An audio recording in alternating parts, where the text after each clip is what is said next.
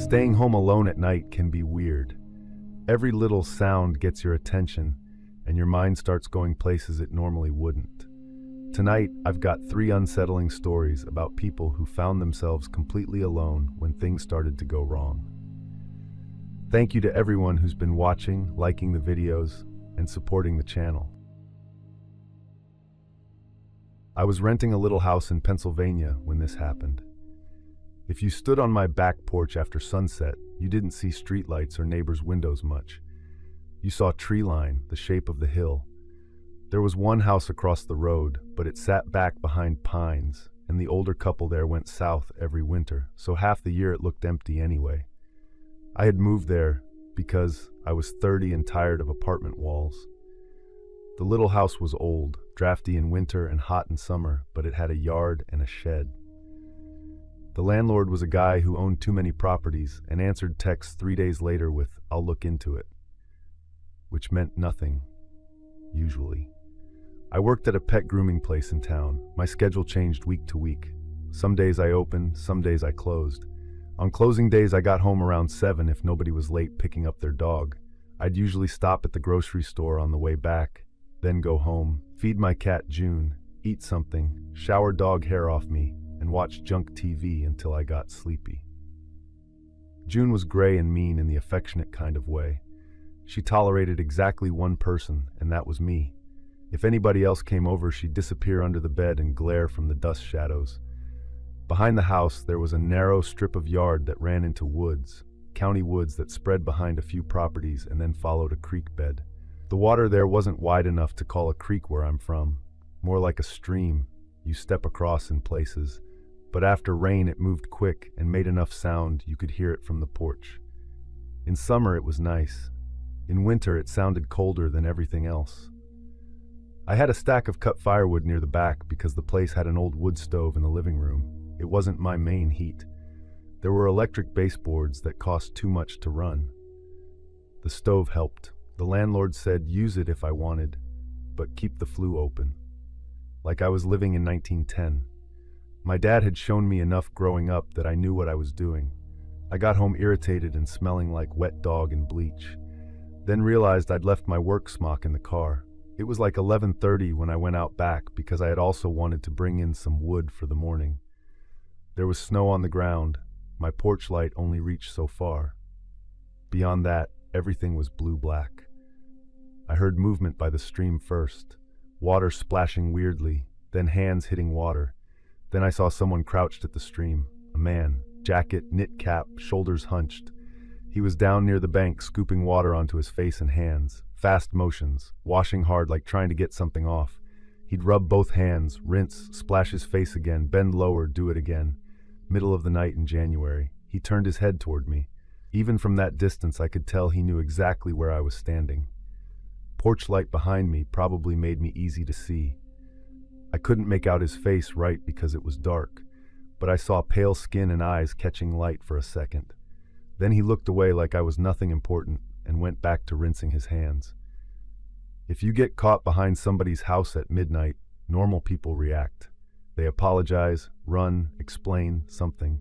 He looked at me the same way you'd glance at a mailbox. I backed into the house and locked the door, then the front. I watched from the kitchen window for like 15 minutes with the lights off. I couldn't see the stream well from there. Nothing moved. Maybe he was homeless, maybe drunk, maybe cut himself, maybe anything normal enough to sleep on. Next day I checked the back area in daylight. There were footprints all over because of old snow and my own tracks and animal tracks, so nothing clear. At the bank there was disturbed mud and ice broken at the edge. That was it. For a few days I'd come home and scan the yard before unlocking the door. I started carrying my car keys between fingers like that does anything. At work I told the story enough times it became smaller every time I said it. By the third retelling it sounded like some guy using the creek to wash up. Everybody had an opinion. 4 nights after I first saw him, I was sitting in the living room with the wood stove going, and something made me look up. There was a shape outside. A person standing near the side of the yard where the brush starts. Still, I couldn't see features, just height and coat, and that he was facing the house. My stomach dropped so fast it felt like missing a step. I grabbed the remote like that was useful and crouched lower than the window line. When I looked again, he was walking away through the trees. I called the police that time. After that, I started parking closer to the house and leaving porch lights on. I also lied to people and said my brother was staying over sometimes. No brother, just wanted anyone listening to think I wasn't alone. Nothing happened for almost a week. That was enough time for me to start feeling silly again. I had one of my coworkers leaving for maternity leave, and a few of us were putting together gifts. I volunteered to wrap stuff because I had a big table. So that Friday I came home with bags in the passenger seat, worked a full shift with 3 huskies that blew coat everywhere, and was tired in that itchy, exhausted way. It got dark early. I brought the bags in, fed June, stacked some wood inside. Around 8:30 there was a knock at the front door. I looked through the little side window first. A man stood on the porch with his hands in his coat pockets, same build as the guy by the stream. I knew before I fully knew. I kept the chain on and opened the door like 3 inches. He said, "Evening, sorry to bother you." I said, "Yeah?" He looked past me into the house while talking. "My truck's stuck up the road. I saw you had wood out back, wondering if I could buy a few pieces for traction." I remember noticing he didn't seem cold. No red nose, no shivering. I said, "I don't have cash to make change." He smiled. "You can just help me out." Everything in me said, shut the door. But there's this thing women get taught where you don't want to be rude unless you can justify it. Also, I wanted him gone from my porch. I said, "Fine, take a few from the back pile." He nodded like we had a normal neighbor arrangement. "Appreciate that." I shut and locked the door. I watched from the front window as he stepped off the porch and disappeared around the side of the house. I should have called someone then. I know that now. Instead, I stood there listening for footsteps, then for a truck starting, then for anything. After a minute, I heard wood shifting outside, then quiet. A little later, I checked from the back bedroom window. I couldn't see much, but the pile looked smaller by a few logs. No person. I went into the spare room where I had the gift bags spread out on the bed. 20 minutes passed. Then somebody knocked on the front door again. I went into the hallway, annoyed more than scared. I looked through the side window. Nobody there. I opened the curtain wider and checked the porch, driveway, road. Empty. And then from behind me, I heard my back door open. I turned. The back door was at the end of a short little passage off the kitchen. I could see it from where I stood. It had swung inward like a foot. Cold air came in around it, and he was already stepping through. Same man. He had one of the logs in both hands like a bat. There wasn't some dramatic pause where I processed it. He lifted it and came at me immediately. I think if he had talked first or smiled or anything, maybe I would have frozen. But because it was so direct, my body moved. I ran to the front. I was outside in socks on freezing wood steps, fell, caught the rail, kept going. I remember screaming once. I ran across the yard to the road and into the ditch snow because the shoulder was slick. A car was coming from the left, headlights around the bend, and I waved both arms. The driver braked hard and stopped halfway past me. It was a woman in her 50s and a teenage boy in the passenger seat. I still think about them. If they had decided not to stop, I don't know what happens next. She cracked the window first and said, "What happened?" I said, "There's a man in my house. Call 911. Please call now." She unlocked the back door and told me get in. I climbed into the back seat with wet socks and mud and dog hair still on my pants from work. The boy had already dialed. He handed his mom the phone, and she talked to dispatch while watching my house in the mirror. My front door was open. Porch light on, nothing moving. The police got there. Lights everywhere on that dark road made the place look fake, like a movie set version of my life. They told me stay in the car while they cleared the house. That took a while, longer than I expected for such a small place. My brain was looping. He knocked. I looked. Nobody there. Door opened. He came in. They found the log inside near the hallway. It had dented drywall where he swung and missed me. There were muddy prints through the kitchen and by the back door. The back latch had been tampered with somehow. Later they said it looked like he'd wedged something in it earlier so it wouldn't catch fully when shut. I still don't know when he did that. probably when I told him to take wood from the pile. He must have been at the back door while I was at the front window thinking he'd left. They asked if I was sure it was the same man from the stream. I said yes, same build. Then I realized I'd barely seen the stream guy's face. But I knew. Some things you just know, even if you can't explain it neatly enough for paperwork. They never found him that night. Inside the house, nothing stolen. He didn't come for property. Nobody had to say that out loud.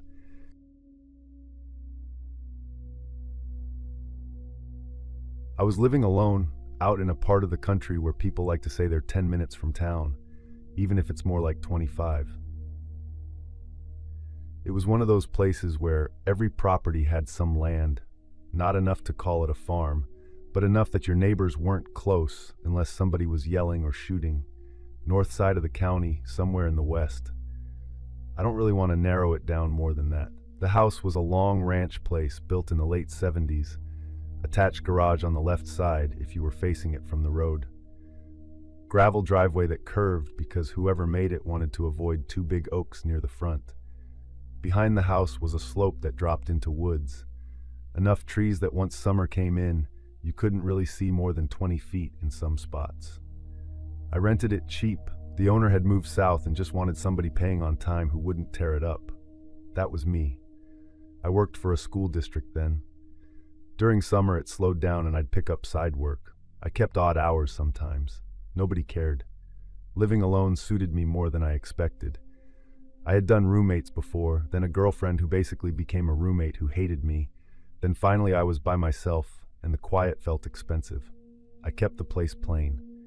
Garage had tools, a chest freezer, mower, fishing junk I barely used, boxes I never unpacked because once you don't unpack for 6 months, you realize you don't need whatever is in there. The area had some problems like anywhere does.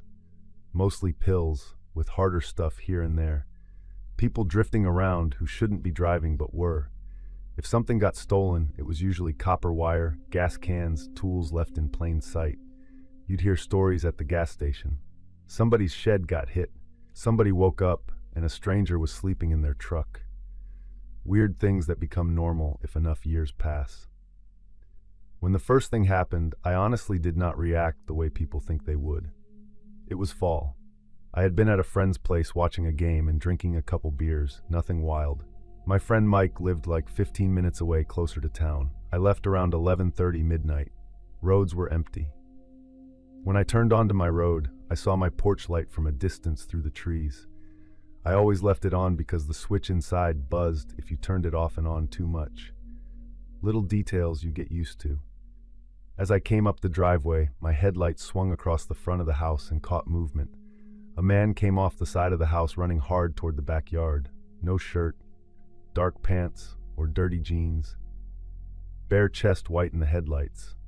He never looked at me straight on, just kind of glanced and kept going. I slammed the brakes and jumped out before the truck even settled. I yelled something and took off after him. I got around the side yard and saw him hit the tree line. I followed like 20 yards and that was enough. Branches whipping me, mud, dark so thick you can't tell trunks from shadows. I heard crashing ahead. I went back to the house expecting a broken window or my door kicked in. Nothing. I walked around with the flashlight from my truck. Basement windows fine. Garage side door fine. Back sliding door locked. I found muddy prints near the side flower bed, but they were smudged up enough they could have been mine by then.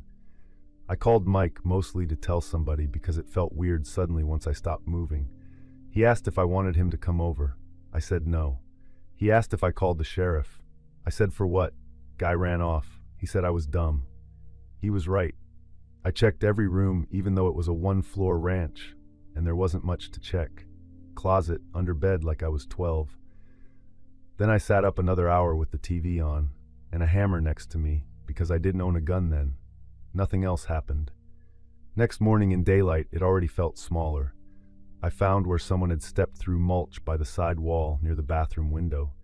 There was also an empty cigarette pack near the shrubs. Could have been old. Could have been his. Could have blown from the road. That's how these things go. Evidence turns into trash by noon. I told a couple people at work and got the reactions you'd expect.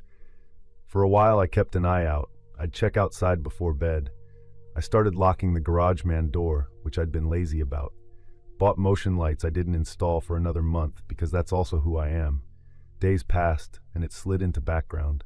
I'd watch TV in the garage with the door cracked if weather was decent, drink a beer, sort tools, pretend I was organized. The woods behind the house had noises all the time.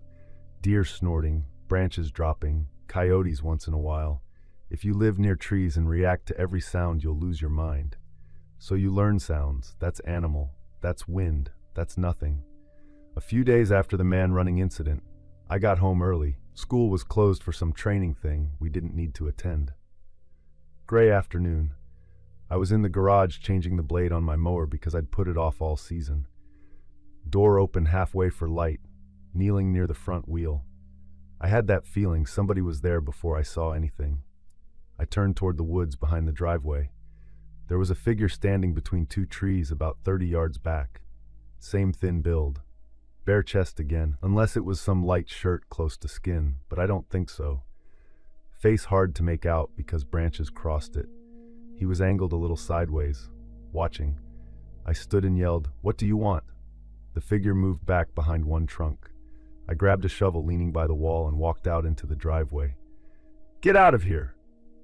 I went closer like 10 steps, and by then I couldn't see him anymore. I listened. Nothing. Then off to the right, I heard one branch snap, and then another farther back like someone moving away carefully. I did not chase him that time. I called the sheriff line. Told them some guy had been lurking on my property, and I thought it might be same person from earlier in the week. He asked if I had enemies. I said not organized enough to have enemies. He told me it was likely transient behavior, somebody camping in the woods, mental health issues, maybe drugs. That night I installed one motion light. Crooked. It pointed half at the driveway and half at the gutter. Good enough. I slept badly and woke at every sound. Another 2 days went by. I told myself the guy in the trees might not have been the same person. Could have been a hunter cutting across. Could have been my eyes. Could have been all kinds of things. Your brain wants ordinary explanations because ordinary means manageable. That evening I grilled burgers, fell asleep on the couch.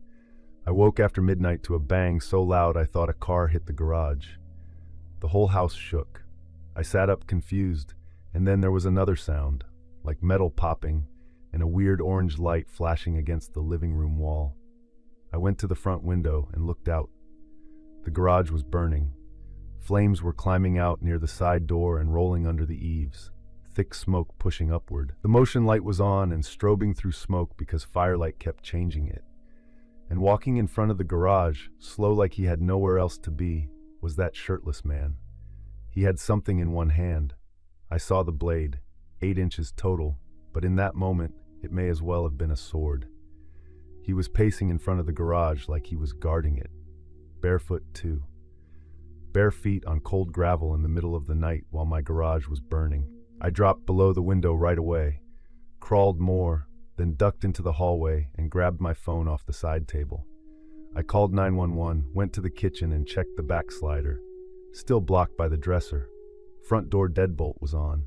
I turned off the living room lamp because suddenly I didn't want him seeing me move around. Then the house was mostly dark. There's a sound fires make when they're close, not just crackling. It's like a rushing sound, air being pulled. I could hear that through the wall. Then another pop and something heavy fell in the garage. My truck was parked outside, thankfully. If it had been in there, it would have been done. I thought about stupid things like insurance while crouched in my own hallway. I risked another look through the side window near the dining room. He was closer to the house, 20 feet from the porch, standing still, knife hanging down at his side, looking at the front windows. His face was thin and dirty. He had marks on his shoulders. He started talking. I couldn't make out words through the glass, but his mouth was moving fast and his free hand was twitching, pointing at the garage, then the house, then up at nothing, like arguing with somebody standing next to him. That scared me more than the knife did. I backed off and grabbed the biggest thing near me. The front porch has 3 wooden steps. I heard one creak, then another. I cannot explain how loud a normal stair sounds when you know someone dangerous is on it. I stood near the hallway corner with the skillet raised like a cartoon person. I could see the front door, but not directly stand in front of it. My whole body was shaking. The doorknob moved, like he was politely checking. Then it stopped. I heard him breathe on the other side. I remember feeling there was a face inches from mine with only wood between us. Then from far off, finally, sirens. The knob snapped back. I went to the window in time to see him running across the yard toward the woods again, fire behind him lighting the whole scene orange. The man made the tree line, but not deep into it. One deputy had a dog unit later, but honestly they got him quick because he tripped in brush. I heard shouting. They dragged him out. He was thinner than I thought. Shirtless still, mud all over him, wrists cuffed behind his back. He was fighting 1 second and then suddenly limped the next, saying things rapid and broken. Something about fire cleaning wires out of the walls, something about the house calling him. Then he started crying like a kid. I stood there in socks in the cold yard while firefighters pulled hoses through the garage. The damage could have been worse. They said the fire started near stacked gas cans and cardboard by the side wall, so it climbed fast but hadn't fully reached the attic before they got it. Garage door warped. Half my tools ruined by heat and water. Smoke damage into the laundry room. Melted wiring. Insulation stink for months. One firefighter carried out my mower frame and laughed because only the wheels looked usable. I laughed too because I didn't know what else to do. They found the knife near where he was arrested. It came from my own kitchen. At some point, either that night or earlier, he had been inside the house. So then I had to rethink everything. Had he come in before while I was asleep, while I was at work? Was the first night him running because he'd already been inside and heard my truck? Had he been watching long enough to know my schedule? You can make yourself sick with those questions. They identified the man through prior contacts. He had a long history of mental illness, off medication, transient, some trespassing arrests. He'd been camping on and off in woods and abandoned sheds around the county. They believed he had been staying somewhere back in the state land area. There was a makeshift camp found later with blankets, cans, and weird stuff wired to trees. I asked why my house. The detective said there may not be a why that makes sense. He told me during intake the man claimed voices were coming from the low house by the trees. Said someone underground was calling him. Said the garage contained machines hurting people. Then later he changed it and said I had stolen his brother. Then later he said angels told him to burn snakes out. So no answer. I lived by myself for about 8 months when this happened. It was in a suburb in North Carolina. Past the trees there was a drainage ditch and another neighborhood road. I rented it cheap from a guy who had moved out of state, cheap enough that I ignored little issues. If it rained hard, the guest room window would sweat inside like it was breathing. Stuff like that, annoying house things. I worked front desk at an office then. Monday through Friday mostly, some Saturdays. I got home around 6 unless traffic was bad. I wasn't very social during that time. My boyfriend and I had broken up like 2 months before this, so I was in that phase where you act like you enjoy being alone because it's easier than admitting you don't. The neighborhood itself was quiet in a boring way. Dogs barked at delivery trucks. Somebody 2 houses down mowed way too often. Across from me was an older couple who sat in their garage with the door open even in cold weather. On my right side lived a younger family with 2 kids. Nice people but busy. The first night was a Wednesday, I'm pretty sure. I know I had work the next morning and I know I had washed my hair because I remember not wanting to get back up once I was in bed.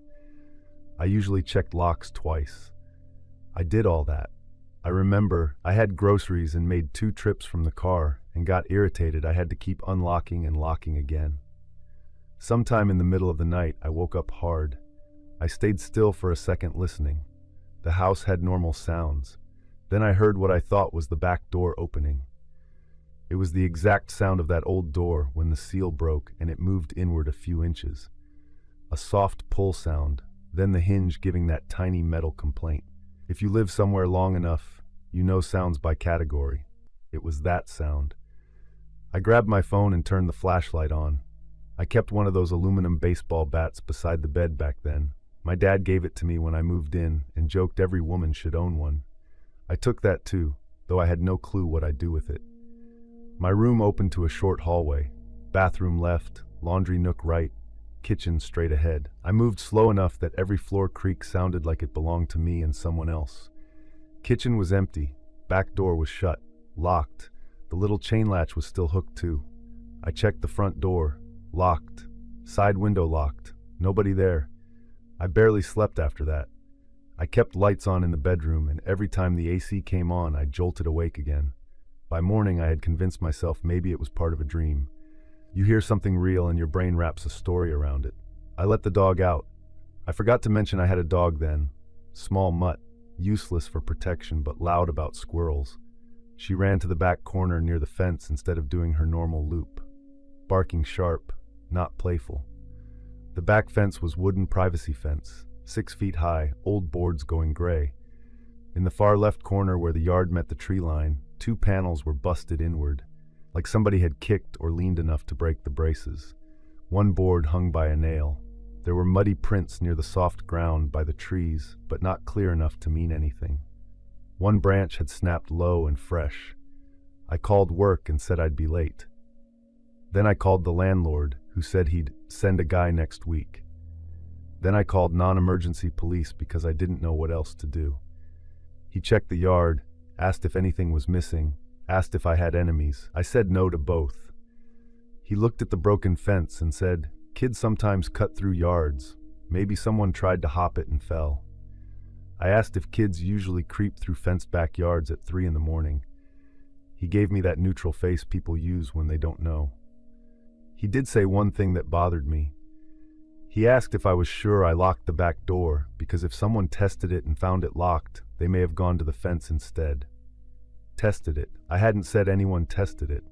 I only said I heard it open. He wrote something down and left. I went to work anyway because missing work over maybe someone was in my yard felt dramatic. But I was jumpy all day. That evening, I bought longer screws for the strike plate on the back door, one of those cheap door alarms that screams when contact breaks, and pepper spray I hoped I'd never need. I also texted my neighbor on the right side, the mom there, and told her somebody damaged my fence. She said they'd keep an eye out. I almost asked to stay with someone, but pride is weird. You don't want to be embarrassed by danger that hasn't technically happened yet. So I went home. The house felt wrong before I even got inside. My porch bulb had burned out the week before, and I hadn't replaced it. I checked every room as soon as I entered. Closets, shower curtain, guest room. The back door alarm chirped when I set it. That made me feel better than it should have. I heated leftovers, watched 2 episodes of something without paying attention, then realized I still smelled like the office and needed a shower. I remember debating because I hated showering at night alone in that house after the fence thing. But I had to be up early. The bathroom was attached to the hall, not my bedroom. You'd come out and take 3 steps to my room door. I left my bedroom lamp on because I didn't want the dark room after steam. Shower lasted like 10 minutes. I kept listening the whole time, shutting water off once because I thought I heard something. Nothing then either. When I came out, mirror fogged, towel around me, the bedroom lamp was still on. I walked into my room and went to the dresser mirror to brush my hair. It was one of those cheap standing mirrors that wobbled if you touched it. In the reflection, I could see most of the room behind me, the bed, window, closet door. I was dragging the brush through wet hair when I saw something dark, low in the reflection near the closet side. My brain made it a pile of laundry. Then it moved. A person in black rushed up behind me so fast I didn't even turn fully before hands clamped both my wrists and yanked them backward against my sides. Another arm came around my waist hard enough to lift me off balance. I screamed once, and he shoved something over my face from behind. It smelled chemical, dusty, like a garage. I bit down on whatever edge touched my mouth and twisted. He was strong but not huge. I remember that weirdly. Strong hands, fast breathing, not giant. My shoulder hit the dresser and the mirror slammed sideways against the wall. I kept screaming into the thing over my face and kicking backward. My heel connected with a shin or something. He cursed under his breath. Male voice. Then from outside I heard pounding on the front door. yelling my name. Then another voice shouting, "Open up! Open up!" The grip on me changed instantly. He let one wrist go first, then all of me, and I fell forward into the dresser. By the time I spun around, he was already moving out of the room. Black mask, black hoodie, no skin showing except maybe around the eyes, and even that I can't swear to. He ran down the hall toward the kitchen. I chased 2 steps before fear caught up and stopped me cold. I heard the back door alarm shriek once. The front door was still being hit when I got there. I opened it half naked, towel barely tucked in, crying and trying to talk at the same time. My neighbor from the right side was there with her husband behind her, and across the street, the older man from the garage had come over too, carrying one of those heavy flashlights like a weapon. I was saying, "He was in here. He was in here." The husband ran past me into the house. I didn't care. He checked the hall, kitchen, bedrooms, then the backyard through the broken back door while the alarm made that awful high sound until somebody shut it off. He came back saying nobody was there. Police came. Officers asked if I had recently broken up with anyone. I said yes, but not like that. Not dangerous, nothing dramatic. Then of course I started doubting myself, because once people ask questions, you start rewriting your own life in your head. They asked for details, and I hated how little I had.